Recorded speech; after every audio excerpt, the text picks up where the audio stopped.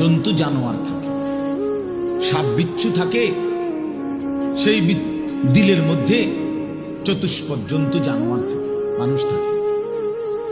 এই জন্য কোরআনুল কারীম বিহীন মানুষ হয় না, কোনো সিস্টেম নেই। সেজদা বিহীন মানুষ হয় না, যার মধ্যে সেজদা নাই ওই মানুষ না। সোজা কথা, ও মানুষ উলাইকা কাল আনআম, সে চতুষ্পদ জন্তু অথবা তার চাইতে নিকৃষ্ট, মানে অথবা তার কোনো পরিচয়ই নেই।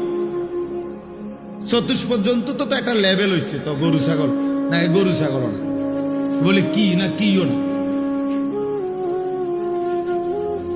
বুঝেন না আপনি কথা। আপনি যদি বলেন যে এ তো গরু ছাগলও না, তাহলে এতে কি না, এতে কিও না, কিচ্ছুই না, কিছুই না। এটা মানুষও না, জানোয়ারও না, প্লাস্টিকও না, হাফ প্যান্টও না, এটা কিচ্ছু ফালতু জিনিস। হ্যাঁ, যে দিল আল্লাহকে নিয়ে ভাবে না, যেই কান আল্লাহর কথা শোনে না, যেই চোখ আল্লাহর কালাম, আল্লাহর ঘর, আল্লাহর কুদরতের চারদিকে নিদর্শন দেখে না, বিশ্বাস করেন ছেলেরা, তোমরাও বিশ্বাস করো, উলাইকা কাল আনআম, আল্লাহ বলছে ওরা শুধুই কেবল জানোয়ার, জানোয়ার, জানোয়ার, এরা জানোয়ার।